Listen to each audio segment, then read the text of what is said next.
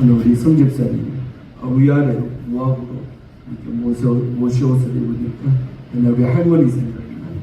우리 아버지가 봤을 때 그날도 입고 위에 바지를 입었는데 항상 방맹이로 또드리가지고 이렇게 항상 아들 다 여름 되면요 옷 입고 다 다니도록 그렇게 선하는데 우리 손님들 너무 예쁘지요. 위아래로 그 모습 그대로 건강하게 축원합니다. 오늘 아침에 제가 요 앞에 우리 한난진자리에서 기도하면서 우리 종교회를 위해서 집집마다 생각하면서 기도를 하는데 이제 다 눈물 난 건 아니고 하나님 솔직히 해야 되니까 며칠 놓고 기도하는데 그 집 기도 다 하는데 눈물이 이렇게 아플 거예요. 어느 집인지는 하나님과 저만 알고 본인은 알 수도 있고 하나님 이제 간절하게 그 집들을 위해서 기도하게 하셨습니다. 할렐루야. 민진자매 잘 나오셨어요? 엄마 아빠 잘 있어요? 교회 하원사하고 청소하고 금요일이나 밥을 먹었는데 그날 이제 민진자매 얘기하면서 우리 민진이가 옛날에는 엄마 아빠 전도하려고 동형제지가 다 기도하고 맨날 그랬었다. 그 말이 너무 감사해서 아침에 제가 기도를 하면서 전명재 집사님, 박필려 집사님, 민경이, 민주, 현승, 민진 맞죠? 기도할 길은 다 외우잖아요. 할렐루야. 민진자매 엄마 아빠는 또 형제들 구원을 위해서 기도하기를 축원합니다. 힘내서 박수 한번 합시다. 할렐루야. 저 설교할게요. 따라합시다. 인생의 위기, 믿음의 기회. 그러니까 그게 이어서 시작. 인생의 위기, 믿음의 기회다. 이런 제목으로 말씀 전달 때 큰 은혜 받기를 축원합니다. 세상 사람들도요 위기가 기회라는 말 자주 합니다. 그래서 위기 거꾸로 하면 기회가 되는 거죠. 그래서 우리가 인생 살다 보면요 평안한 날들도 물론 있겠지만 어떤 우리 찬수 보험성 가수 그거 한번 부르고 싶은데 진짜 불러주겠는데 인생 살다 보면 맑은 날만 있지 않아요. 어떤 날도 있다 구준 날도 있어요. 비가 온다고 어떤 날도 태풍도 불기도 하고 맞죠? 비바람이 불기도 하고 인생 살다 보면 화창한 그런 태양만 뜨는 그런 날만 있지는 않고 어떤 어두운 날도 있고 어려운 날이 있습니까? 그거 없는 사람이 또 없다? 우리 오래 사는 우리 어르신들 물어보면 다 있다 그러죠.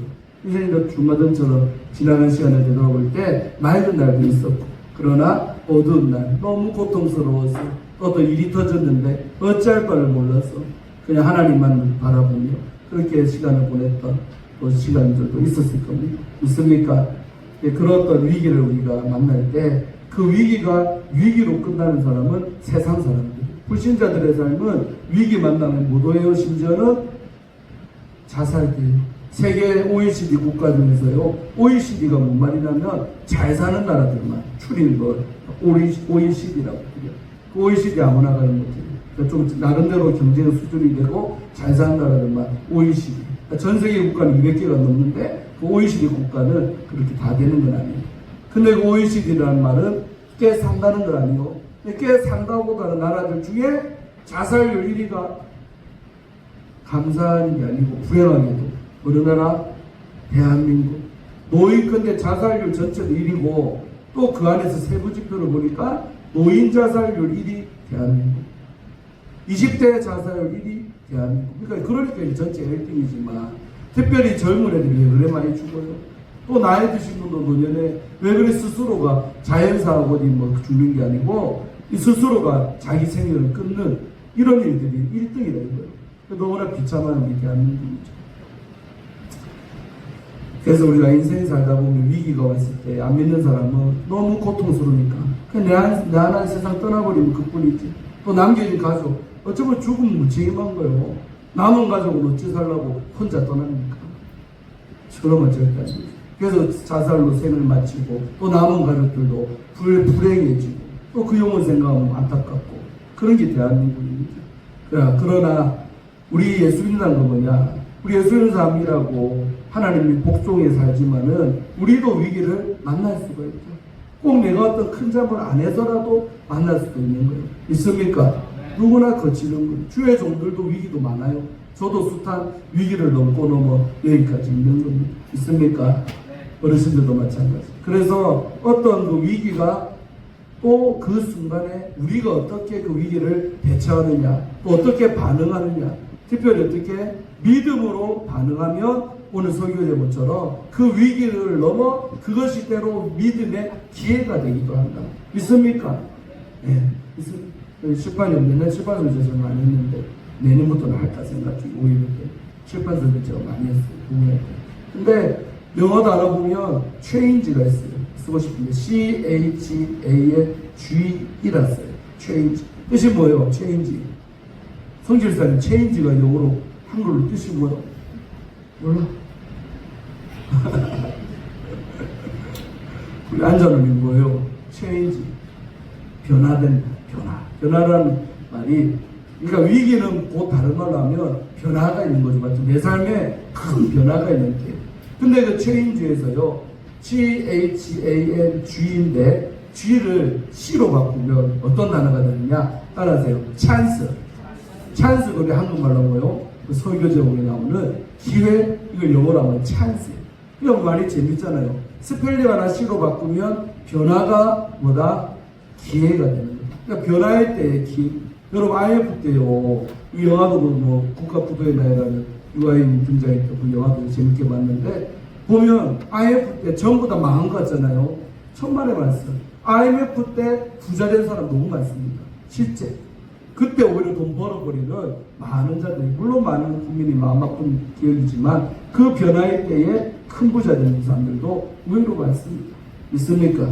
서로 인사하세요. 위기가 기회입니다. 변화가 기회입니다. 근데 아무한테나 이런 위기 변화가 기회가 되느냐? 그렇진 않습니다. 뭐 있는 사람? 믿음 있는 사람. 우리 하나님 앞에 믿음을 가진 사람들은 위기를 기회로 만드는 그 능력자들이 될 줄로 믿습니다. 자, 오늘 본문 속으로 들어가 보면요, 오늘 야곱의 집에 위기가 왔어요, 안 왔어요? 왔지요. 어떤 위기? 알아세요? 굶어 죽을 위기. 뭐가 없어서 기근이 와가지고요, 먹고 살 길이 막막했대죠. 지난 시간에. 오늘 본문을 지난 25절까지 하고 이어서 바로 하는 거예요. 그래서 여러분, 야곱이 뭐랬어요? 형제를 꼬아놓고, 야, 너희들은 왜 그렇게 넋을 잃고 어찌할고 고민만 하고 있느냐? 내가 들어보니까 저 애국 이집트에는 지금 먹을 게 넘쳐난다더라. 너도 이렇게 손가락만 빨리 가서 구해오거라. 그랬어요. 그래가지고 그 12형제 중 11명이 있었대요. 11명. 근데 누구를 남기고, 학원에 누구를 남기고 왔어요? 성은 베시오, 이름은 여기. 베냐민은 남가놓고 10명의 형들만 죄다 보따리 등짐 하나씩 지주면서 가서야 우리 먹고 살 길을 양식 구해오거라. 그런 거예요. 그래가지고 애낀다고. 베냐민 마저 혹시라도 실종될까봐, 요셉이처럼 잃어버릴까봐 그애만큼은 보내지 않고 자기 스라에 놔두고 10명만 데리고 보냈죠.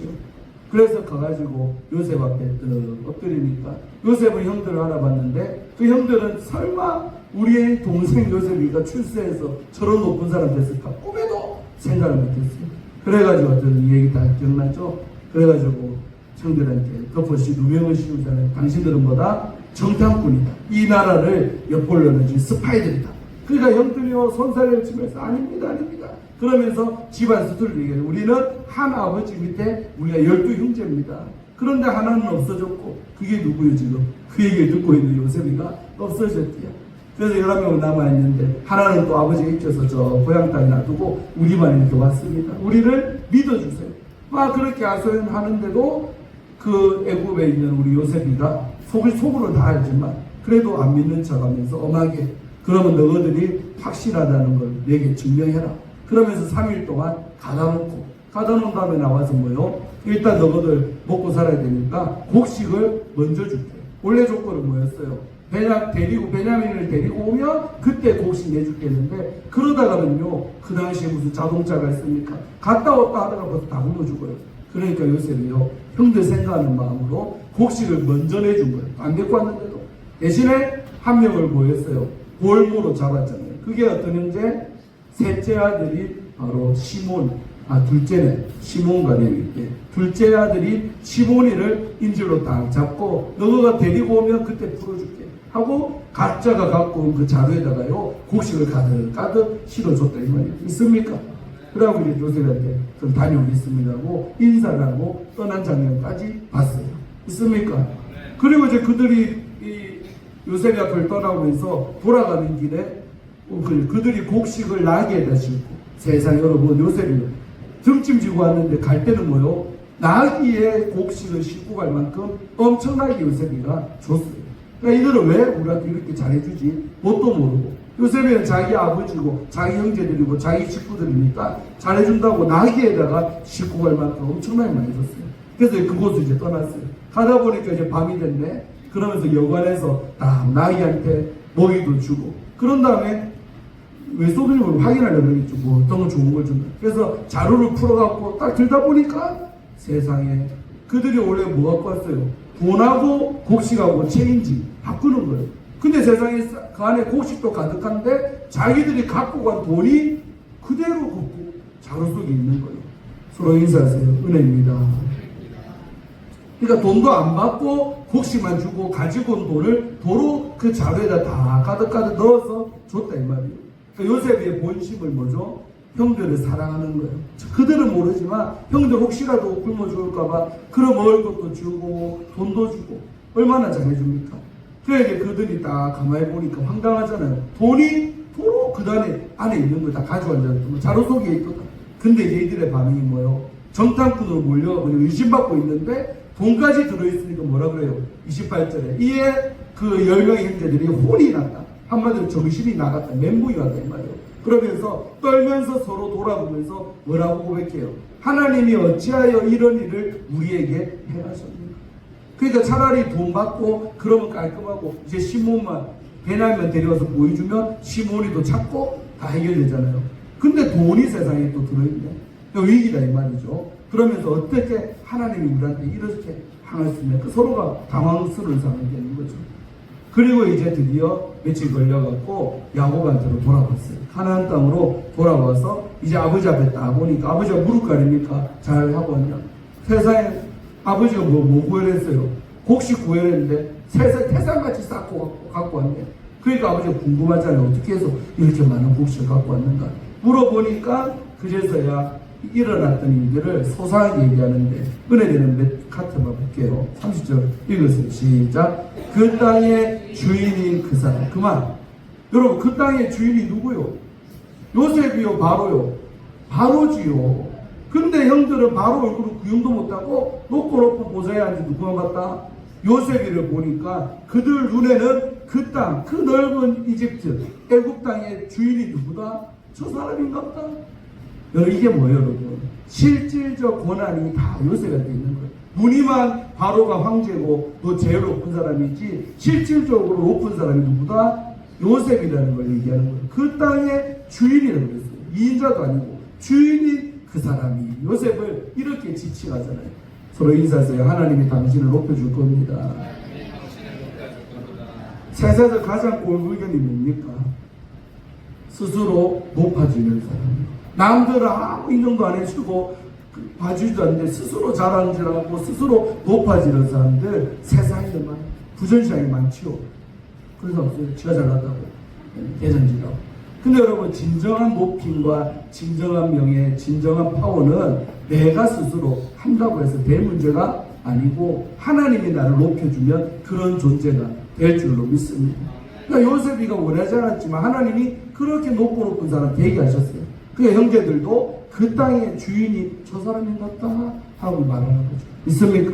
저는 이 표현이요 너무 은혜를 받았어요. 우리 하나님이 얼마나 요셉을 이렇게 높여주시고 우리 성도님들도 이렇게 높아지면 좋겠다. 이런 복 받기를 바랍니다. 있습니까? 서로 인사하세요. 당신도 이렇게 되기를 바랍니다. 대시 없고 높은 사람들, 존귀한 자들, 권력자들 되시길 바랍니다. 근데 이제 그 사람이 엄하게 우리에게 이렇게 말씀을 했다. 일어난 사건을 얘기하는 거예요. 그래서 우리를 정탐꾼으로 여겨서 우리는 정탐꾼이 아닌데 있었던 얘기 쭉 나오는 거예요. 그리고 32절에 자기 집안 배경 설명을 했고, 그리고 33절 또 나오죠. 그 땅의 주인인 그 사람. 앞에 한번 나왔는데 뒤에 또 말이에요. 그러니까 형들의 눈에는 그 요셉인 줄은 모르지만 그 땅의 주인이라고 딱 인식이 머리에 박힌 거죠. 있습니까? 그 사람이 그러면 이렇게 우리를 증명해라 하면서 이제 너희 중에 형제 하나를 남겨두고 그리고 양식 가져와서 너희 집안에 그 기근을 굶주림을 면해라고 그 사람이었어요. 그래서 이렇게 조건이 뭐였어요? 막내 아우 누구요? 베냐민을 데리고 와라. 그러면 너희가 정탐꾼이 아닌 것을 내가 믿어줄게 했다는 거죠. 믿습니까? 그러면서 뭐라 그래요? 이건 이제 그 당시 어제 그 장면에도 안 나왔지만 이 말이 붙었어요. 뭐냐면 너희 넷째 줄에 너희 형제를 너희에게 돌리리니 돌려준다는 거예요. 시몬이를 돌려주고 여기서 이 말을 했던가 봐요. 앞에 빠졌지만 너희가 이 나라에서 뭐하리라? 무역하리라. 그러니까 이 말이 미루어 진정할 때 뭐요?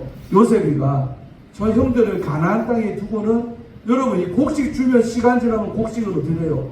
먹어 치우니까 다 없어지는 거 시간 지나면 또다시 없어지잖아요. 또 구하러 와야지.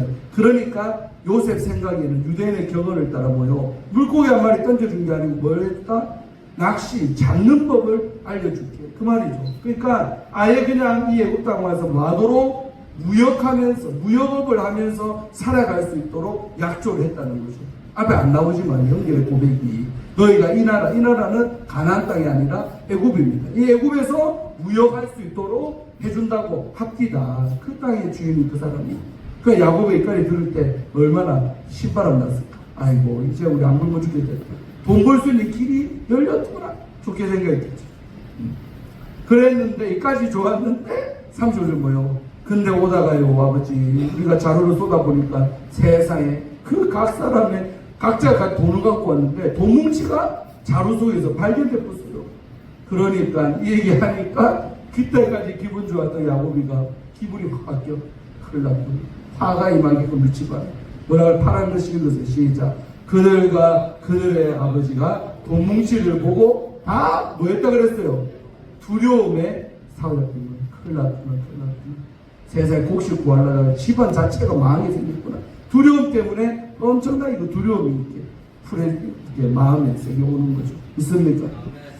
그러면서 이 31절부터 이제 야곱의 고백이 나와요. 뭐라냐면 그들의 아버지 야곱이 그들에게 이르되 너희가 나에게 내 자식들을 잃게 했다.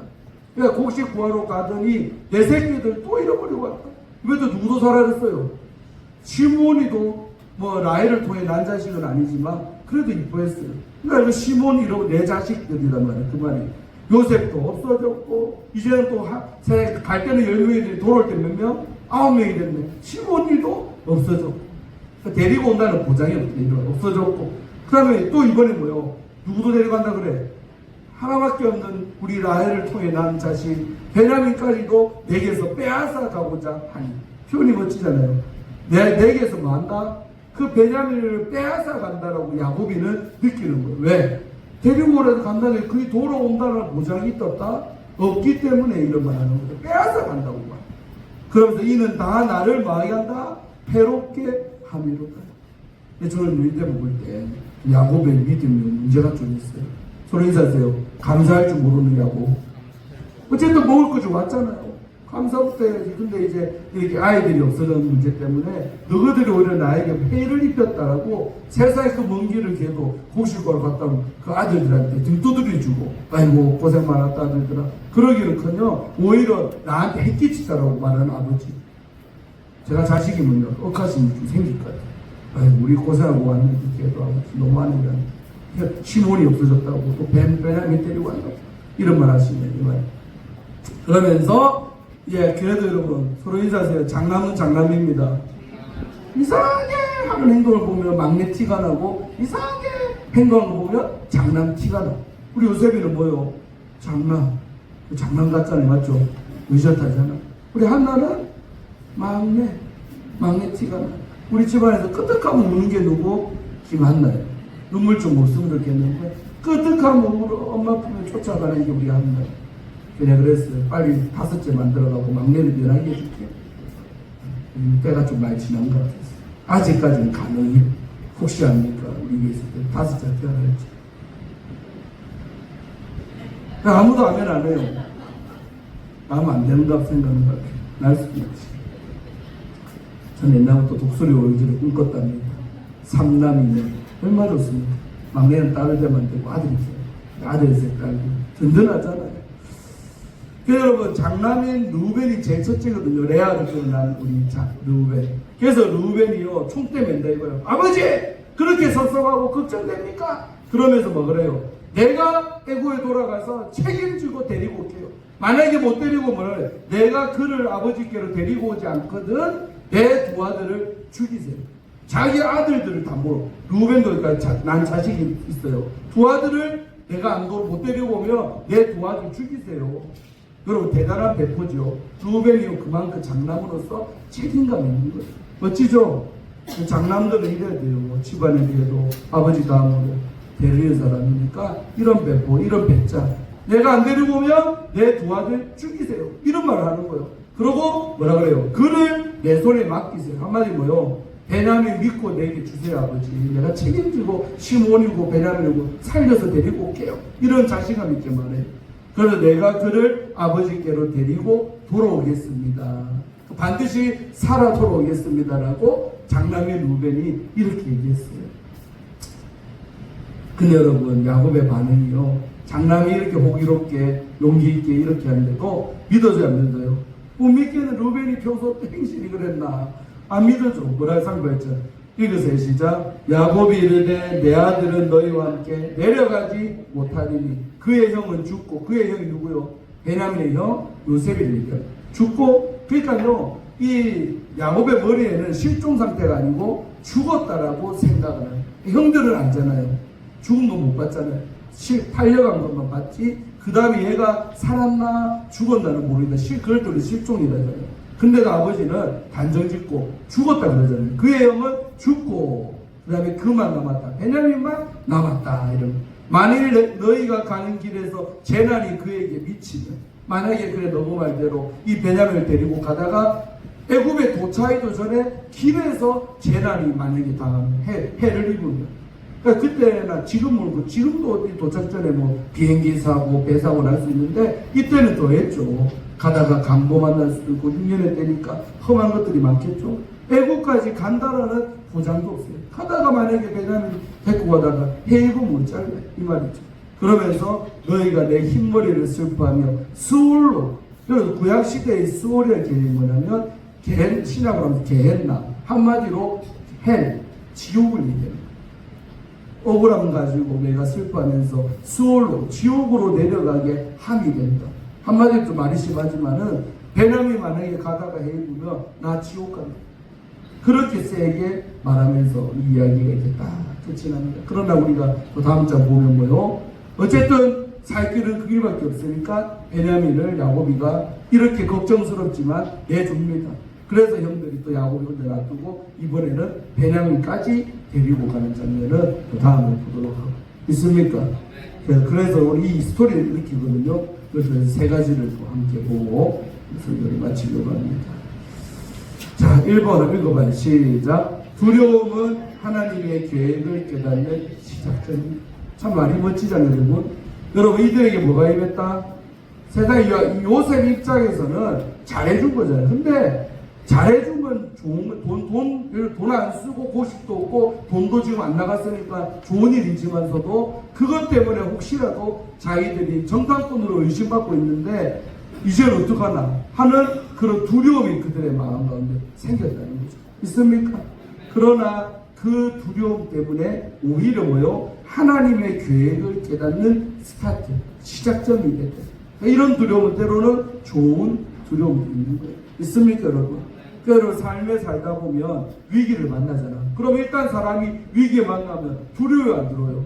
두렵지. 우리 가족 어떻게 되면 어쩌나? 내 사업 좀 어떻게 되나? 막 이런 식으로 걱정부터 돼요, 인간인지가. 저도 그랬어요. 프로인사에서 인간은 인간입니다. 잠시, 근데 다만 그 두려움의 영이 완전히 들어와서 그냥 아무것도 못하고 완전히 쩔쩔매고 이런 상태까지 되면 안 돼요. 처음에는 어떤 두려울 만한 사건을 만나면 인간이기 때문에 목사님 저도 두렵다는 거예요. 어떡하지? 저도 이번 주에 그런 일이 생겼어요. 그러나 하루가 갔나? 하루도 안 가서 평정심이 딱 오더라고요. 마음이 평안함이 싹 오더라고요. 이게 여러분 하나님의 사람 있습니까? 인간이니까 잠시 틈타고 들어올 수 있지만 길어야 하루 이틀, 진짜 길면 3일. 넘기지 마시기 바랍니다. 아멘. 세상 사람들은요, 맨날 며칠이 모여 몇 달이 가고 계속 그 두려움에 잡혀서 자기 본업도 제대로 못하는 사람 많습니다. 그러나 하나님의 사람 우리들은 어떤 위기 사건 때문에 두려울 수 있지만 그 두려움을 통해 뭘 깨달으면 된다? 나를 향한 하나님의 계획, 다른 말로 하면 지난주에 말했지만 하나님의 섭리를 깨닫게 된다. 그 시작점이 두려움이에요.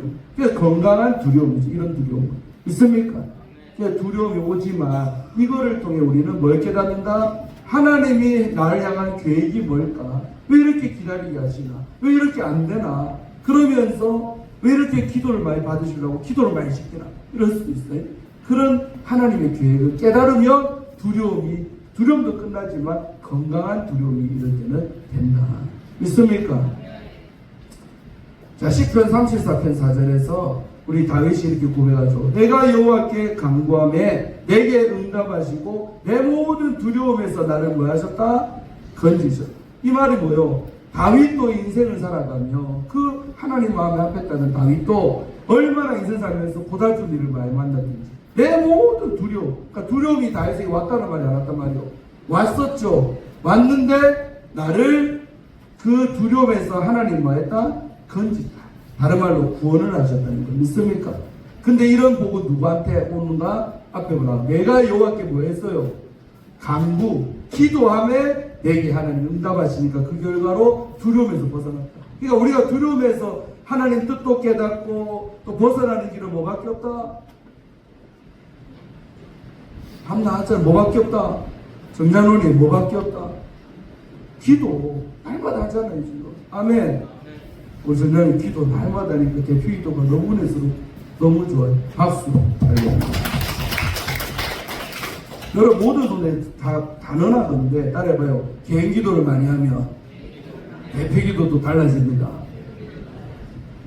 사람은 영물이 없어서 영을 갖고 있기 때문에 날마다 주님께 뭐 큰 소리가 됐든 적은 소리가 됐든 묵상이 됐든 기도를 많이 하잖아요. 교통하기 때문에 그러다가 내 순서 돼서 대표 기도하면요 기도가 술술 나와 막 나와.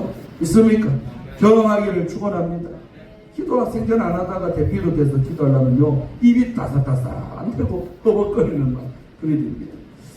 여러분 두려움에서 벗어나는 것은 기도 생활밖에 없어요. 믿습니까? 그러니까 기도를 언제까지 하면 될까? 두려움이 사라질 때까지 엎드리고 기도하면요 승리하는 줄로 믿습니다. 어떤 문제가 됐든 두려움이 없는 평안한 마음 올 때까지 기도하면 응답받습니다. 아멘. 또 이사야가 40일 너무 잘 지난주도 봤지만 두려워하지 말라. 하나님 두려워하지 말라. 왜? 내가 너와 함께하기 때문에 너는 두려워하지 말라. 놀라지도 말라. 나는 너의 하나님이 되기 때문에 너는 놀라지도 말라. 내가 너를 굳세게 하리라. 참으로 너를 뭐한다? 도와줄게. 아멘. 참으로 나의 의로운 오른손으로 너를 붙잡아 줄게. 믿습니까? 우리 인사하세요. 기도하며 좋아집니다. 그럼 이 말씀은 한국에 송하는 제일 좋은 말씀 중에 10가지 말씀 중에 들어가는 구절이 이겁니다. 또 사업장마다 가면 많이 붙어있는 말씀이 이 말씀. 아멘. 마음의 일으로 어떤 이 사건 때문에 두렵고 떨리고 놀라보면요 당장에 기도부터 하세요. 기도해서 하나님 왜 하나님이 계시는데 하나님 나 도와준다고 했는데 왜 내 마음은 이렇게 지금 쫄입니까? 왜 이렇게 두렵습니까? 아멘. 기도하면 그런 마음이 싹 사라질 줄로 믿습니다. 그 다음에 디모데후서 1장 7절 하나님이 우리에게 주신 것은 두려워하는 마음이다 아니다? 아니다. 절대 하나님이 두려운 마음 주는 분이 아니다. 그래서 마음이 밑에 나오지만 헬라어로 뭐냐면 영입니다. 그러니까 두려워하는 영을 하나님이 주지 않는다. 하나님이 주시는 그런 마음은 뭐냐? 영은 뭐냐? 능력과 사랑과 절제하는 마음, 다른 말로 영이니. 아멘. 그러니까 여러분 절대 두려워할 필요가 없고 또 그 두려움이 있다 해도 그것이 하나님의 섭리를 깨닫는 과정에서 임하는 건강한 좋은 두려움이 되기를 주의 이름으로 축원합니다. 아멘. 하나님의 사람들은 무서워하거나 떨거나 쫄거나 절대 그러면 안 돼요. 믿습니까? 2차 세계대전에서 우리 영국의 수상이었던 윈스턴 처칠 들어봤어요? 이름이 좀 거시기하다. 처칠. 발음 잘해야 돼요. 처칠. 근데 처칠이란 분이요 뭐라고 했냐? 읽어보세요. 시작. 어둠 속에서 가장 밝게 빛나는 것은 뭐다? 빛이다. 은혜 안 됩니까? 칠흑같이 어두움이 있어도 밝게 빛나고 있는 게 뭐다? 별이다. 그러니까 여러분은 그 어둠을 볼 거예요? 별을 볼 거예요? 서로 인사하세요. 별을 봅시다. 그럼 어둠이 안 보이는 거예요. 그래서 사람들 뜨고 있는 그 별은 안 보이고 어둠만, 칠흑같이 어둠만 보여요. 내 눈에 무엇을 보고 살 것인가를 얘기하는 거죠. 있습니까? 또 우리 리더십 분야에서 최고권이자 존 맥스 미국 분인데 이분 이런 말이에요. 시작. 두려움은 우리를 마비시키지만 믿음은 우리를 앞으로 나아가게 한다. 아멘. 너무 좋잖아요. 여러분 세상 사람들은 두려움에 사로잡히면요 마비가 돼요. 여러분 마비되면 어떻게 돼요? 아무것도 못해. 꼼짝달싹 못하는 상태가 마비 상태 아닙니까? 그러나 우리를 당하는 두려움은 오히려 그 두려울 때 믿음을 가지고 나가면 우리는 마비되는 게 아니라 오히려 전진, 앞을 향해 나아갈 수 있는 힘을 주신다는 거예요. 있습니까? 오전인데 두 사람이 조금 있습니다. 좀 크게 드시고 설교를 아멘. 오전에 좋은 목사님 마음 어떨까요? 어제부터 연락이 준비하고 아침에도 기도하고 여러분 아주 은혜 이 시간에 은혜 받으라고. 아멘. 체제 누구 번쩍 안 좋았어요 제 목사님. 그래서 여러분 두려움 때문에 마비되면 된다 안 된다? 안 된다. 이거 세상 사람한테 해당되지 우리한테는 절대 해당 사항이 없습니다. 아멘. 그러니까 두려움만 싹 물러가라. 알았지요? 어려움이 당할 때 두려워하지 마세요. 하나님이 계시는데 뭐가 두려워?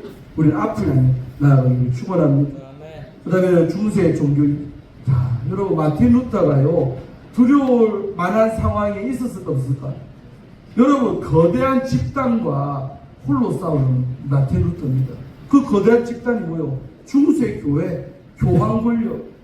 그 교황의 말 한마디로 화형도 시킬 수 있어요. 불에 사람 매달아갖고 불 질러갖고 태우는 그런 권한을 갖고 있던 게 그 당시의 교황입니다. 근데 세상에 다 그들이 집단이 썩었다는 거예요. 틀렸다는 거예요. 그 비텔베르크 성당이라고 1917년도에 95가지 반박문을 루터가요. 그 사제면서 신학자잖아요. 그다가 성당 입구에다가 대롱대롱 못질해갖고 박아 넣었어요. 그걸 읽어보니까 자기들의 부패, 자기들의 민낯 다 드러났어요. 그 얼마나 루터를 죽이고 싶었을까? 얼마나 루터를 어떻게 해버리려고 마음먹었을까? 근데 그런 어떤 두려울 만한 상황 속에 노출된 인물이 루터입니다. 그 어떠한 사람보다 큰 두려움이 있다. 여러분 1대1로 우리가 뭐 싸워도 쫄릴 때가 있는데 이거는 한 집단이 되면 그 집단의 숫자도 많고 권력도 있고 나를 죽일 수 있는 권세도 가지고 있어요. 저들이. 근데 그들을 향해 대항한다는 게 시커스요 어렵겠어요? 학원생이 시커스요 어렵겠어요? 어렵지. 학원생한테 할까? 보통 사람은요 순응합니다. 이렇게 집단적으로 하면 그 집단 앞에 무릎 꿇고 그냥 내 목숨을 건사하고 조용히 사는 게 대부분이에요. 중세 때도 그랬어요. 그러나 루터는요 개혁의 깃발을 들고 일어섰다. 있습니까? 근데 이 루터가요 얼마나 믿음이 좋은지 이런 말을 읽으세요. 시작. 하나님을 신뢰하는 사람에게 두려움은 사라지고 평안이 찾아옵니다. 그러니까 루터도 뭐 했다는 거예요? 그 쫄리는 상황, 두려운 상황 속에서도 하나님 한 분만을 신뢰했다는 거예요. 그러니까 싸울 수도 있었지만 두려움이 사라지고 마음의 평안함이 찾아온 줄로 있습니다. 여러분도 꼭 이렇게 하기를 축원합니다. 자, 두 번째. 그러니까 우리 속담에도 뭐요? 고생 끝에 낙이 옵니다. 서로 인사하세요. 고생하면 낙이 옵니다.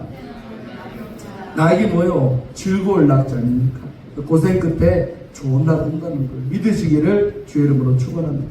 고생만 진진탕하다가 끝까지 고생하는 사람이 아니라 고생했지만 끝에는 즐거움이 찾아오는 인생 되기를 축원합니다. 두 번째, 읽으세요. 시작. 인생의 위기 속에서도 하나님의 섭리는 일하고 계십니다. 여러분 위기가 발생했어요. 오늘 이 야곱의 집안에 위기가 왔잖아요. 근데 여러분 오늘 이 위기가 없었으면 야곱의 집안이 이집트로 갔다 안 갔다? 안 갔다. 75명이 고세 땅에 자냐. 근데 여러분 430년이 지나면서 이들이 몇 명 됐다? 여자 노약자 다 빼고 장정만 250만. 놀라지도 않네요. 430년의 세월이 흐르면서 75명으로 시작했는데 몇 명? 250만. 여자 빼고 건강한 20세 이상 남자 숫자만 씨알 있는데도 250만. 그 애굽에 바로 가요. 와, 저것들 너무 세지네. 너무 인구도 많고 일도 잘하고 히브리 여자들 애기도 퉁퉁 나. 한 탓으로 막 나네. 집집마다 12명씩 막 나. 놀라지도 않습니다. 놀래요. 그러니까 애굽 왕이 너무 걱정되니까 결국 산하제한을 하잖아요. 남자아이 태어나면 다 지기부가 다 그래 버리라. 그러지 않는 거죠. 여러분 보세요. 그 스타트가 뭡니까? 이 장면입니다. 야곱의 집에 먹고 살 길이 없어 양식 구하러 가는 이 사건이 결국 430년 지나면 어마어마한 한 민족을 이루는 시발점이 오는 굶어 죽게 되는 이 삶의 위기라는 거죠. 있습니까? 하나님의 섭리가 뭐예요? 그들을 애굽 땅에 넣어서 세월 지나게 해서 뿌려가지고 그러고 거대한 민족돼서 다시 애굽에서 빼내서 지금 이 굶어 죽게 된 이 땅 가나안 땅에 들어와서 한 나라가 이스라엘이라는 나라가 이루어지는 게 하나님의 섭리라는 거 있습니까? 그러니까 위기 속에서도 하나님의 섭리는 일했어요, 안 했어요? 일을 했대요. 있습니까? 이런 건 또 우리 인생에 적용하면 돼요. 내 개인 어떤 문제들, 어려움이 좀 있어. 그러나 그 위기를 통해 나를 향한 하나님의 큰 원대한 계획이 이루어지는 시발점입니다. 믿으시기를 바랍니다. 믿으세요. 진짜. 위기 없으면 사람은 발전도 없고요. 위기가 없으면 하나님의 뜻도 못 깨닫고, 위기가 없으면 인간은 또 여기가 좋사오니 하고 그냥 자기 삶에 그저 살아가는 그 삶에 만족하고 삽니다. 그러나 위기 때문에 오히려 기도하다가 은혜자가 되고 능력자가 되고 있습니까? 더 큰 사람 될 줄도 믿습니다. 지난주 롬파리파 이며 말씀 다시 한번 또 말씀드리면 모든 것이 합력해서 뭘 이룬다? 선을 이룬다. 이 모든 것 안에는 위기까지도 포함되어 있더라. 있습니까? 그래서 모든 것을 합해서 하나님의 뜻을 이루어 가시는 그 하나님의 섭리를 믿기를 축원합니다. 그러니까 위기는 위기가 아니죠. 위기를 딛고 하나님의 뜻대로 오히려 살아가는 순풍에 돛달듯이, 맞죠? 순풍 불어줘야 배가 나아가잖아요. 바람 안 불어봐봐요. 진짜 힘들어요. 바람만 불어주면요, 순풍이 싹 불어주면 그 방향으로 배가 나아가듯이. 있습니까? 그 순풍 역할을 하는 게 내 삶의 고난이요 위기가 된다는 거죠. 있습니까? 아멘. 또 잠언 16장 9절 시작. 사람이 마음으로 자기의 길을 계획해야도 그의 걸음을 인도하시는 분은 여호와 하나님이시다. 인정하시면 아멘. 그러니까 머리 굴리지 마세요. 너무 계획 같은 거 많이 세우지 마. 목사님들도요, 꽤 많은 목사님들이 지게에 지가 넘어가고요, 목회도요, 깨부리다가 뻥 수렁에 빠지는 종들 너무 많습니다. 우리 노예도 이제 어떤 사건이 하나 있는데 뒤집혀서 세상법정 가고 짚었어. 우리 노예가 큰일 났습니다. 그런 게 있어요. 큰일 났어요. 많은 목사들 없이 뭐 분리되기가 바쁩니다. 그건 안 되는 일이니까 주일이니까 못까지 말이에요. 그 여러분 머리 돌리면 안 돼요. 서로 인사하세요. 머리를 멈춥시다. 꾀를 버립시다. 지게 지가 쓰는 게 그런 헛떡구이란 머리 사투리지 마요. 든 것 같으나 빈 사람들이 얼마나 많아. 안다고 하는 사람이 지 머리 굴리다가 당하는 경우가 너무 많고요. 깨부리다가 지게 지가 넘어져가지고 수렁 속에 진창 속에 들어가는 일들 많습니다. 있습니까? 머리 굴리지 말고 기도하고요. 내 머리 믿지 말고 하나님을 믿으시기를 바랍니다. 이 말씀이 적나라하게 푼다면 그런 뜻이요.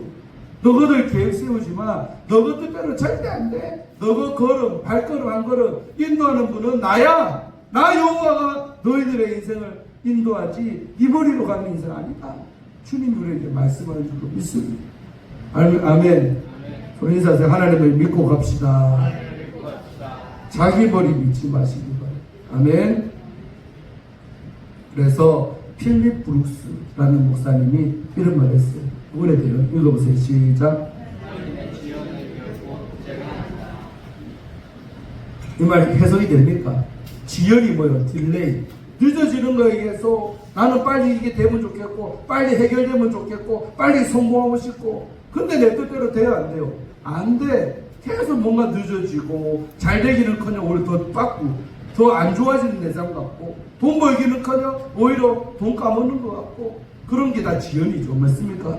근데 이런 하나님의 딜레이, 지연이 결코 뭐나이다? 하나님이 부재 없다, 하나님이 없는 게 아니라 이 말은 믿습니까? 그런 걸 통해 오히려 더 앞으로 나아가게 하실 수 있는 분이 하나님인 것을 믿기를 주의 이름으로 축원합니다. 여러분, 일찍 성공해서 망하는 인생 널렸습니다.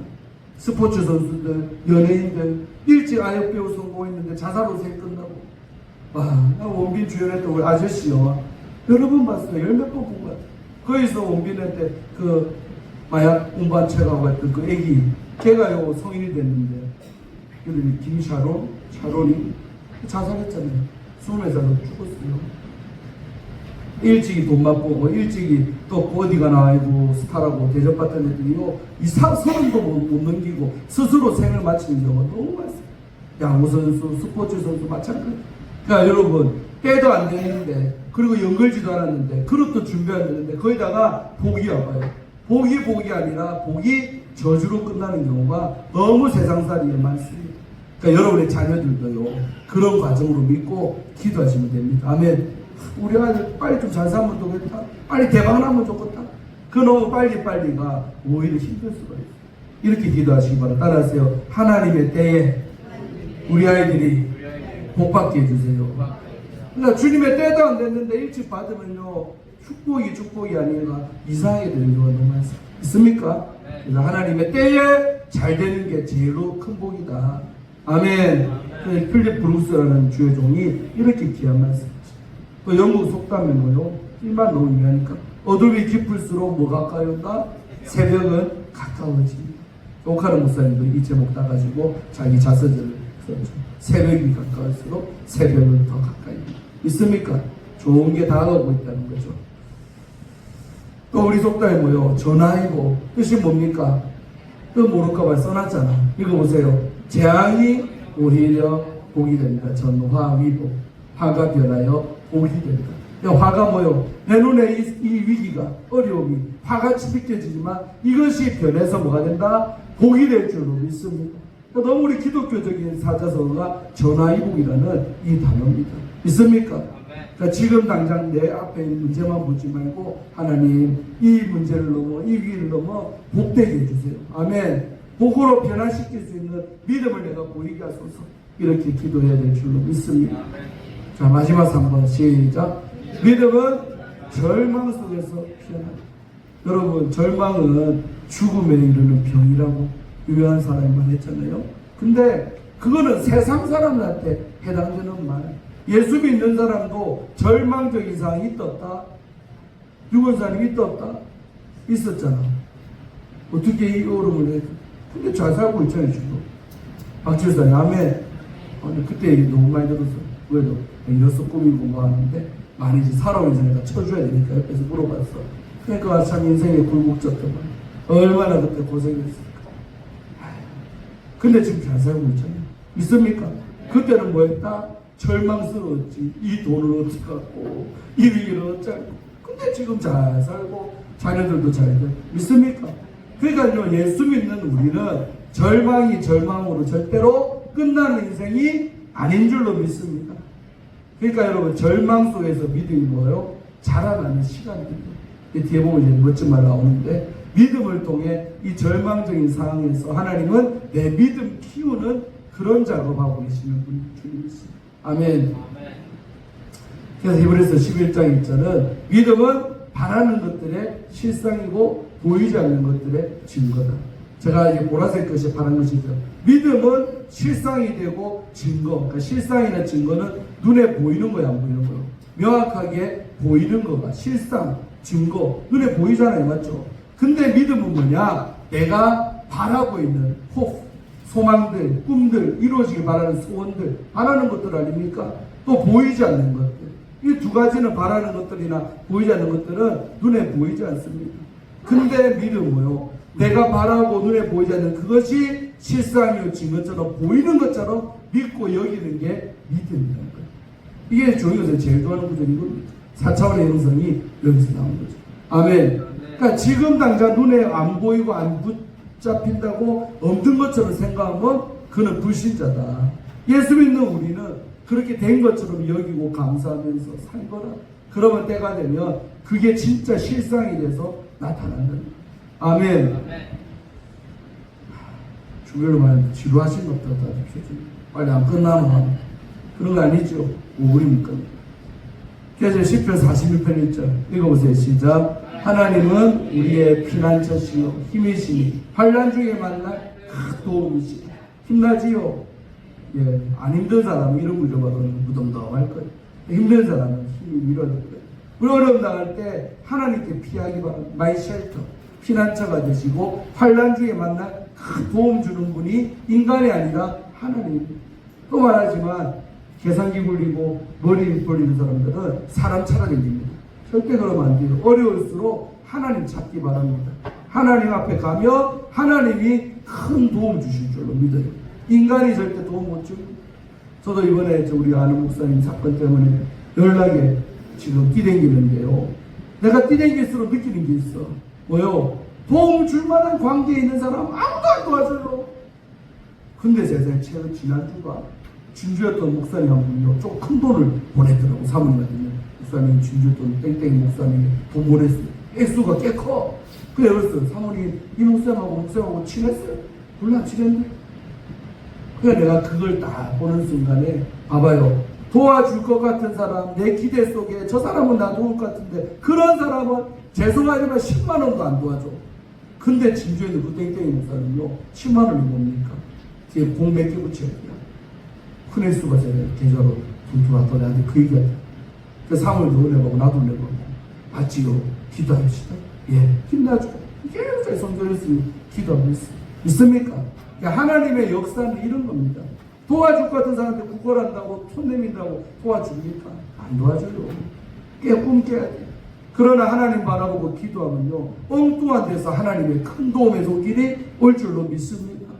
서로 인사하세요. 기적을 맛봅시다. 그래서 여러분 아침 내수동서에 죽어간 우리 코리 템부 자주 이분만 인용하는데 참 너무 명언을 많이 남기셨더라고요. 읽어보세요. 시작.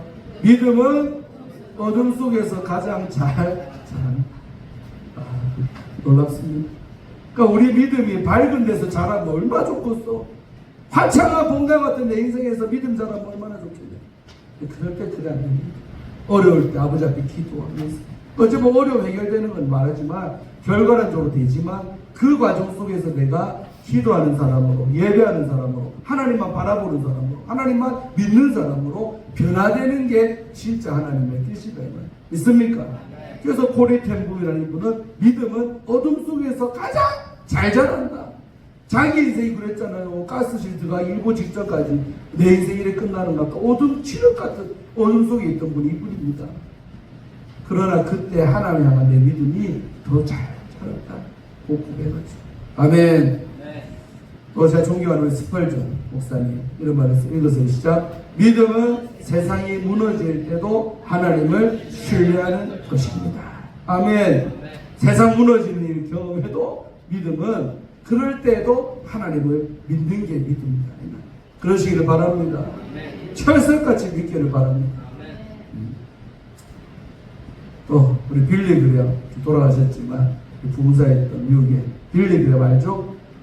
빌리 그레엄 목사님은 이런 말을 했어요. 절망은 하나님의 기적이 시작되는 보다 무대가 된다. 아멘. 말도 너무 멋져 보여요. 하나님의 기적이 시작되는 무대가 뭐라고요? 내 있는 절망이 바로 하나님의 기적이 시작되는 무대가 됩니다. 아멘.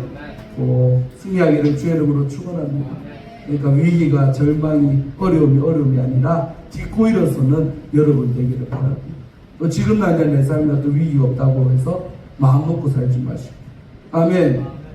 목회를 쭉 하다 보면요 위기가요 교회 안에요 다 순환하는 순환.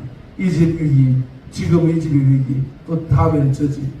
목사가 아니고 하나님 우리 교회 아무 일도 안 일어나고 평안하기를 바란다고 기도할까 안 할까? 하죠 당연히. 우리 아버지는 건강해. 얼마나 아침에 기도하는지 모르고 우리 원사님 우리 손녀 집사님 최집사님 아침에 이제 내 여러분 한 명 놓고 다 기도하고 눈에 안 보이는 여러분의 가족까지 놓고 딸 자식들을 불러가면 기도했습니다. 아멘. 무믿는 눈치는 믿으시기를 바랍니다. 그러나 그렇게 바라고 원하고 기도하지만 위기라는 게 안 온다. 안 오진 않는다. 아멘. 여러분 다른 집 위기 겪을 때도 매일처럼 여기고 기도하며 다음에 위기가 우리 집에 닥치면 그때 내가 기도했던 그 집이 우리 집을 위해서 기도할 줄 믿습니다. 교회가 서로 끈끈해지는 비결이 뭡니까? 오늘 정장로님이 기도하셨잖아. 그럼 좋은 분위기의 교회가 어찌 됩니까? 서로가 서로를 저 사람의 어려움이 내 어려움이다. 저 집 어려움이 내 집 어려움이다. 저 집 자식의 어려움이 내 집 자식 내 새끼의 어려움이다. 믿습니까? 네. 그렇게 여기고 기도할 때 서로가 서로의 마음이 불붙듯이 뜨거운 마음 될 줄로 믿습니다. 네. 절대 외면하지 마세요. 큰일 납니다. 외면 안 하고 도우면 내가 어려울 때 도움 받습니다. 이런 것도 심은 대로 거두는 하나님의 법칙에서 예외 없더라고요. 저는 믿습니다. 저는 제가 돕고 있잖아요.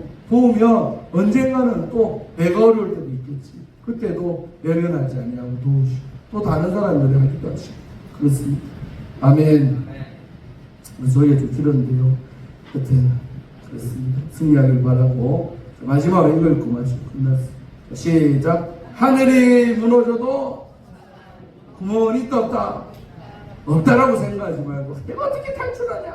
하늘이 무너져도 솟아날 구멍은 있는 법입니다. 믿습니까?